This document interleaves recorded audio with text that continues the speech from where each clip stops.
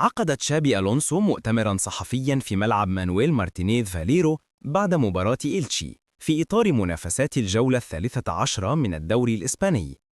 قال المدرب: هذه هي كرة القدم. بعد مسيرة وديناميكية جيدتين نحقق الآن نتائج لا نتمناها، لكننا ما زلنا نعرف ما نريده وعلينا مواصلة العمل والتقدم. وأضاف: لسنا سعداء لأننا نعلم تماماً أننا نسعى دائماً للفوز، وعندما لا نفوز لا يمكننا أن نكون سعداء. لا تزال هناك مباريات عديدة متبقية قبل نهاية العام، وقد بدأنا التفكير في المباراة القادمة وسنحلل مباراة اليوم. أداء الفريق في المباريات الأخيرة: لم يستسلم الفريق بل يواصل التنافس. نعلم أن السياقات المباريات مختلفة، من الواضح أن النتيجة قابلة للتحسين. ندرك ذلك ونمارس النقد الذاتي، لكن النهج واضح والروح المعنوية عالية، وهذه هي طريقتنا في مواجهة الصعاب. هذا هو ريال مدريد، والنتائج السلبية تجلب لنا انتقادات ونحن نتعايش معها. نريد التحسن، الفريق لم يستسلم أبداً. التواصل يتحسن لأننا نقضي وقتاً أطول معاً ونتفاعل أكثر ونعرف بعضنا بعضاً بشكل أفضل. جميعنا في القارب نفسه ونجدف في الاتجاه نفسه. نحتفل بالانتصارات ونعاني كما هو الحال اليوم، ولا نشعر بالسعادة عندما لا نفوز. التواصل جيد والأمور تسير على ما يرام يومياً. نحتاج إلى تغيير الوضع قليلاً ولدينا الفرصة في مباراة أفينا. مركز فران غارسيا: لقد لعب كثيراً في هذا المركز. كان لدينا لاعبون السابقون هنا وتدربوا لفترة أطول. لدينا اللاعبون على مقاعد البدلاء يمكنهم أن يكونوا أساسيين لتنشيط الفريق. حاولنا امتلاك هذه الساعة على كلا الجانبين، لكن بطريقة مختلفة بعض الشيء. ثم في الشوط الثاني دخل فيني أيضا ليمنحنا المزيد. وأضاف: كان من المؤسف بعد تسجيلنا التعادل 1-1 استقبال هدف آخر لتصبح النتيجة 2-1 في لحظة كان يجب أن نبحث فيها عن الريمونتادا. ألمنا تسجيلهم 2-1، لكن على الرغم من ذلك واصلنا القتال. سجلنا هدف التعادل 2-2 وحصلنا على فرصة أخرى جيدة للتقدم.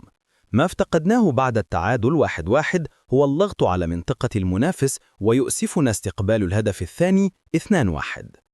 فيني يدخل من مقاعد البدلاء. تحدثنا عن الأمر كما نفعل عادة، يتفهم الأمر ويدرك دوره وتأثيره. لقد فعلنا ذلك سابقا كما في مباراة غيتافي. ما يزال فيني شديد التركيز. اليوم لسنا سعداء كما كنا نتمنى، لكن الجميع مفعم بالحيوية ومتحمس للعودة إلى سكة الانتصارات. المخاوف: أحلل كل شيء بعد المباريات، أحاول استخلاص النتائج مع الجهاز الفني، وأنقل للاعبين ما نقدمه بشكل جيد وما نحتاج إلى تحسينه. اليوم افتقدنا الاستمرارية بعد تسجيل هدف التعادل، ثم تلقينا الهدف الثاني 2-1. لقد أضرنا ذلك قليلاً، لكن على الرغم من ذلك نجحنا في إدراك التعادل. في الشوط الأول كنا نعمل بجد لانتزاع زمام المبادرة والتقدم في لوحة الأرداف، لكن لم نوفق في ذلك. تعادل ريال مدريد أمام إلتشي في أول مباراة له بعد فترة التوقف الدولي. حصد فريق شابي ألونسو نقطة التعادل خارج الديار في مباراة متكافئة وسريعة الإيقاع. افتتح أليكس فيباس التسجيل، فعادل هويسن النتيجة في الدقيقة 78 بعد استغلاله كرة مرتدة داخل منطقة الجزاء.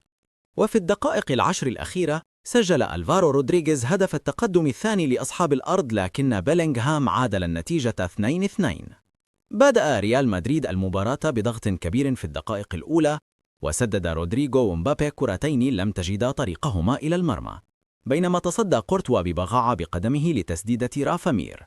استمر ريال مدريد في تهديد منطقة منافسه، وحصل أسينسيو على فرصة التسجيل بضربة رأسية بعد ركنية، كما صوب أردا جولر كرة بعيدة مرت بمحاذاة المرمى. جاء الشوط الأول بوتيرة سريعة، وتصدى حارس مرمى إلتشي إنياكي بينيا لتسديدتي مبابي، الأولى بعد انفراد معه، والثانية بتصديه لتسديدة المادريديستا بعد عرضية متقنة من ترنت من الجهة اليمنى. وقبل نهاية الشوط الأول تصدى كورتوا ببراعة بقدمه مجددا لتسديدة أندري سيلفا.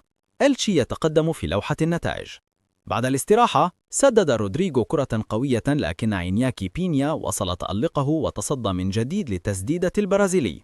وفي الدقيقة 53 صوب أليكس في باس كرة سكنت شباك تيبو كورتوا بعد معانقتها الشباك، معلنة هدف التقدم لأصحاب الأرض.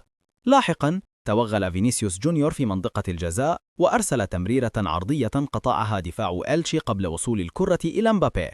وفي القسم الأخير للمباراة سعى فريقنا بلا هوادة لتسجيل هدف التعادل، ونجح في تسجيله عبر دين هويسن الذي استغل كرة في المنطقة بعد ركلة ركنية فوضعها في الشباك. ومع التعادل 1-1 تحول اللقاء إلى مواجهة مفتوحة، وهو ما استغله إلتشي. نجح ألفارو رودريغيز في تسجيل هدف التقدم الثاني لأصحاب الأرض في الدقيقة 84، لكن بعد دقيقتين تمكن فريقنا من معادلة النتيجة 2-2.